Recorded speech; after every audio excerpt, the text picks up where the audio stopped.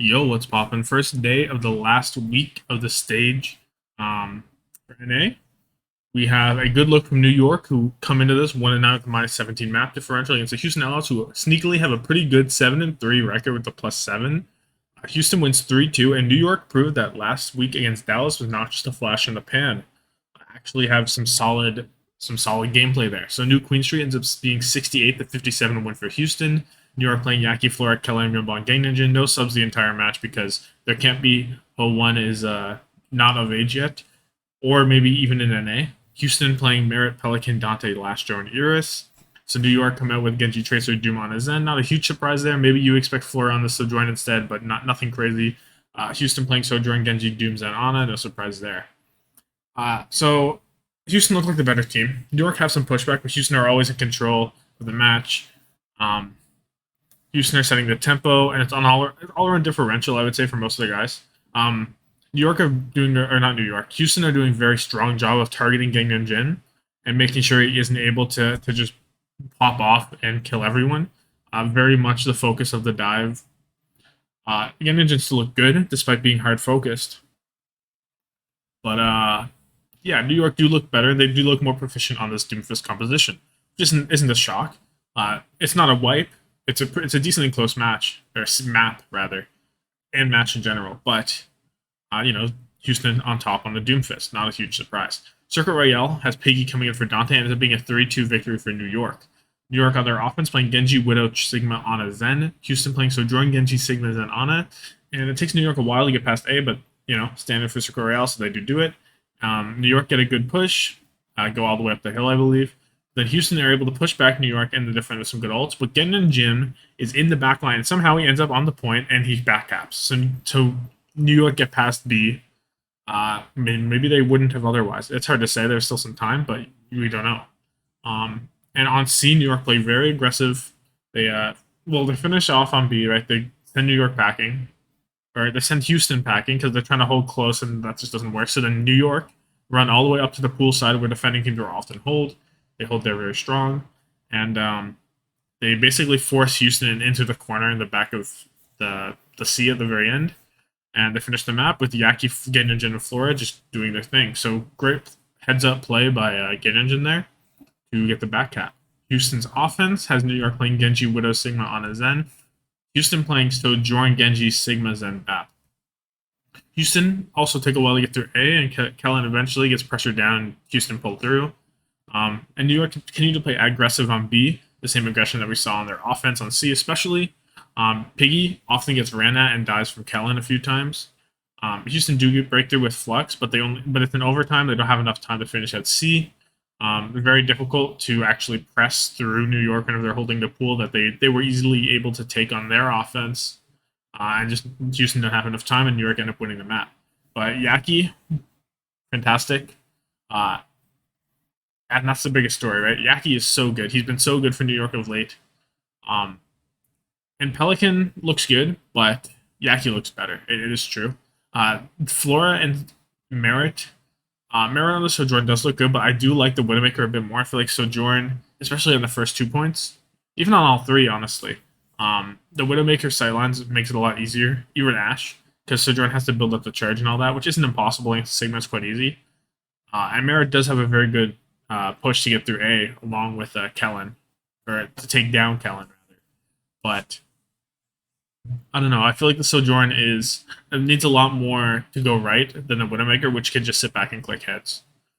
Kings Row is a 4-3 for New York. Piggy is still in. Houston's offense playing Genji, Sojourn, Doom, Ana, Zen. Houston playing Sojourn, Echo, Sigma, Zen, and Ana. My bad. I don't have a lot of points here, but I'll just go through it. Basically, both teams play they play their style the entire time. The composition never really changes. And Yaki continues to be a literal legend on the Genji, and it ends up being a 4-3 victory for New York. But Yaki is just taking out Pelican on the Echo so much. You'd think, maybe Flora on the Sojourn will take out Pelican, but no, it's actually Yaki that is finding crazy dashes. He's killing both supports, a lot of fights, killing both damage. He's doing what he has to do, and he's going crazy. Getting Ninja on the Zen never disappoints. And Pelican was finding fight wins and he was being effective, but he was often getting slept by Myunbong and getting taken down. Sometimes he would get slept and still kill too, but in the end he would get slept. and it happened multiple times. So Pelican really like he's still doing the most. He's still very strong and doing a lot, but New York kind of finding a way to make him to subdue him a little bit. And Flora does look better than Merritt at this point, but overall, the aggression of New York on this Doomfist comp seems to be too much for Houston to handle on the Sigma. So Dante comes back in for Piggy. It's a 2-1 win on Oasis for Houston, not New York. If it was New York, they would have won. My bad. It's not even a 2-1, it's a 2-0. I just didn't change that at all. Okay, I just didn't change it from up here. I don't know what I'm doing, but whatever. Dante comes in for Piggy. Gardens at 100-0 for Houston. Both teams playing the Doomfist, with New York playing Genji Tracer and Houston playing Sojourn Echo. Both teams on Zen Ana. But now Houston are setting the tempo again, and they look much better on the Doom comp, similar to New Queen Street, but even better. New York rotations were very sloppy on this map, and oftentimes the support was very vulnerable in that alone. Like there was a time where all of Houston would wrap all the way around to, or all of New York would wrap all the way around to Houston's hookah, but Myeongbong would just sit main still and just get dove and die, right? And then the people who dove him, normally Dante and Pelican, would come back and just dive the rest of them. Then they're now down their Ana, so what's the point? So I don't know, just standard. City Center is 199 for Houston. New York do a better job of not letting Houston control the pace the entire time this time. They come in, they get strong, they get the first cap, and it lasts very long because it's City Center. Of course, it lasts long whenever you're stalling. New York do look like they're going to win the fight. They struggle out on finishing it, and they lose a lot of time whenever Houston gets control. But then whenever New York finally gets the flip back, they set the aggression again. They go deep into the Houston spawn, but they do use a little too many ults, and Houston don't use any ults, really. So then Houston comes back with an overclock, and they end up closing out the map. But it's a good adaptation from New York. Not quite perfect, because you do overcommit to it, but you got to set the aggression on this Doomfist comp more often than not, unless you're playing hard counter dive, which neither team really was. Coliseum ends up being an 82.53 to 82.52 for Houston, very close to the very end. Houston took the early lead, but New York took it back with about 2 minutes remaining, and it was looking really bad for Houston. But as New York are pushing back for a like final fight, looking at about to trigger overtime for Houston, Iris hides in the backline and gets a big nade on both of the New York supports. This lets Dante dive in and basically lets Houston win the fight without expelling any ults, and now they're in overtime. So they can use their ults that they have saved up to move forward and win the next 2 fights that they have to win. They do this. The thing with New York in this final thing is that there felt like there was something a little wrong. Like something wasn't right. You have Laura is the guy who's ultimately contesting the point for New York to stop Houston from capping. That can't really happen. You can't have Flora be that guy. It needs to be either Yaki on the Genji or Kellen on the Sojourn, or maybe Flora goes on the Tracer. But on Sojourn, you cannot be the guy contesting the point. You'll just die. Even if Genjin had the Zen or had the Trank, I don't know if he did, but that's also a better option. By having Flora be your guy to contest the point just loses you Flora. And then while it was happening, Kellen was diving the backline. He got one, but then he had to come back to the point, use his cooldowns to get there. Merritt found a good kill on Yaki, I believe. Or maybe it was Flora. I don't remember. But that was Flora. And then Houston used their ults that they had gained from not having to use any 2 fights ago. And they finish up. So, Houston, very good at clutching up a Coliseum now. It's happened multiple times. In about the same spots. But yeah, one of the biggest things about this map was that Dante, whenever he gets nanoed and he goes in, he's getting a lot of value. He's pulling a lot of resources from New York, and he's getting kills and finishing kills. Kellen, when he dives in, he doesn't really find the kills. Maybe he still forces some resources, but he never actually finds the kills that Dante does, which makes Houston's ult efficiency much higher than New York's overall. But overall, player of the match for me is going to be Dante. Piggy didn't win any of his maps, unfortunately, and Houston's just a much better team. When Dante's in, they're able to set tempo better, and whenever you set the tempo that fast, you just come out on top most of the time. Mostly, right, whenever Piggy was in, New York was setting the tempo on the Doomfist, lets them win. Dante comes in, now Houston is setting the tempo on the Doomfist. And again, being able to find value with Nano Boost is a huge reason that they were able to come out on top compared to New York, because Kellen on the Doom was not able to find that big DPS with the Nano Boost to find kills on the backline. But overall, New York proved Dallas wasn't just a flash in the pan. They actually can be a decent team. It's unfortunate that they only figured out how to put Gangnam Jin on Zen in the final 2 weeks, because now they only have one more match to go, and it could be a completely different meta where Zen's not good next stage. We don't know. But in the end, it does look like Houston are just more practiced and better on the Doom comp, which is, that's kind of to be expected. I also think watching this, Yaki was so strong. He would be an MVP candidate if New York was even a 500 team. There would be an argument for him to have MVP because he's doing so much. Similar to Choice A1, maybe not quite the same, because I do think Choice A1 is actually doing more than Yaki somehow. But Yaki is doing so well. And also, Genninjin and Yaki were hitting massive flanks a lot of times, specifically Genninjin, especially on King's Row. There were so many times where Genninjin was just hitting flanks, and he would often get caught out, or he would make a good play. And I understand it because these players know that their team kind of relies on them a lot to do unreal things. So you have to make those hero plays. But the amount of flanks that came out, maybe a little too high. You have to tone it down a little bit if you're Genninjin specifically. I don't hate the flanks. I do like it, but I feel like they were far too often. There were times where it felt like it was every fight. Genninjin was in the back line. Of course, Genninjin does, like, him flanking like that allows him to C9, right, and get New York maybe a map win there. But so I'd like it to be toned down just a little bit. The biggest difference between Houston, Heaven Piggy, and Dantean was, once again, a setting tempo and how important that is, especially in the Doomfist comps, because Doomfist can't really sit around and hold space. Doomfist kind of has to go forward and take space, or threaten to take space, and that's how he holds it. And the Sigma, not only did it let New York set the pace, but it also let Yaki cook up whatever he wanted to do, and he was cooking 3-star meals all day long, right? He was just immaculate stuff from Yaki, especially when Piggy was in. Houston did do a good job of, I think, hunting down Genninjin. Maybe that's why Genninjin felt he had to flank as much as he had to, because Houston were doing a great job of focusing down. So he's in a normal position, then Houston easily dive him and take him out. But if he's on a flank, maybe it's a bit harder. Unless he gets spotted out, then it's a lot easier. So risk reward there. But Genninjin opts for the flank. But yeah, anytime you make Genninjin change from like what he wants to do, or even like consider getting hard focused, it's a W because Genninjin is very talented. Moving on to Shock against Defiant. Shock 11-0 with a plus 26. Defiant 6-5 with a plus 0. Ends up being a 3-1 for Shock. This says 3-0. It's 3-1. Coliseum is 124 to 62 for Shock. Just like it wasn't like a complete roll, but ultimately Shock looked much better. Shock playing Sam Proper, Mikey, Finn, and Violet. Toronto playing Hisu, Finale, Muse, Turong, and Twilight. Shock playing Hanzo, Tracer, Ball, Ana, Zen. Toronto, Sojourn, Tracer, Doom, Lucio, Ana. But more or less, it was Shock rolling, I would say. Not like a full roll, but still over double, or basically double what Toronto got. Kind of a roll. Hisu does find some good fight wins and ends up giving Toronto wins without using ults, which is what lets them get that 62. But it was never anywhere near as close as Shock was, and Proper was dominating. I don't know. It's just like overall, Shock are just a more cohesive team, just a better team. I don't know. There's not much else to say. Shock are just better. It's not like Toronto really played specifically poorly compared to how they normally do. They almost lost to Paris even. They played better than that, but you're against Shock now. It's not quite the same. Toronto does end up winning 1-0. Kilo comes in for Sam, and Mikey stays in, which is probably why Toronto get the win. Shock on their offense play Tracer, Genji, Winston on a Zen. The Tracer goes over to Sojourn at one point. Toronto playing Sojourn, Tracer, Winston, Brig, Ana. And basically the Shock dive was unable to do anything at all.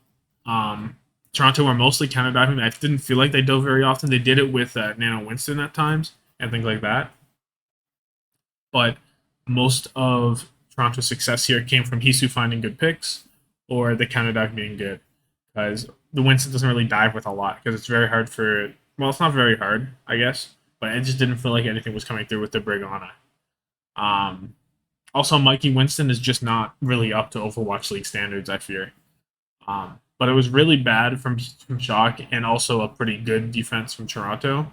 And it was maybe the fullest hold that's been seen this season on Dorado because they barely get it past the choke at all. And then Toronto's offense, it takes them a little bit, but Toronto pick off the support line. Hisu kills 3. He hits the emote, and they call it a day. But yeah, it's just another time where Shock give Mikey a pity map against bad teams, like bad teams. Is it not like the Gladiators or something? Uh, and they lose for it. But after that, it goes right back to normal. Well, not quite normal because Ikemalt's a little funky because Ikemalt's a 2-1 for Shock. Sam comes back in, Kaluge comes in. And Shock on their offense play Echo, Tracer, Diva, Zen, Ana. Toronto play Hanzo, Tracer, Doomfist, Zen, Bat. Toronto's just going to play the Doomfist. That's just what they're doing, right? Or Winston, I guess, in the case of the last map. But Shock playing the Diva is very interesting. They're playing Diva very methodically, and Kaluge is basically only diving in when he has either a self-destruct available or a nano boost. And then he'll go right up into the face of the backline and just do as much damage as he can. Finn was often finding picks on Finale quite early. And Yisu was actually doing a lot. I believe he swaps over to Ashe at one point. Am I reading? I don't remember if he does, but I swear he did. Maybe he didn't. But he was maybe mitigating what Proper was doing a lot. It felt like Proper was often just going in and getting a headshot and not finding a lot of value. So even mitigating Proper for just one round, it's a kind of a win in my books for Toronto because Proper is just an unreal player, MVP candidate, Rookie of the Year candidate, and Hisu shutting him down even a little bit is huge. However, on the offense, they do not shut him down at all. Toronto roll A because Hisu pick off Violet. But again, Shock playing the Hanzo, Tracer, Divas, and Ana. Only difference is Toronto playing the Doomfist.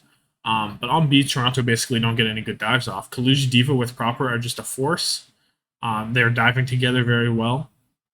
And Kaluge is really just DMing all the damage that his DPS would take, and he's like pocketing his damage, also diving with them when he can. There's a time where Toronto killed 3, but then Kaluge and Proper are alive, and they clean up the fight. They literally 2v5 together.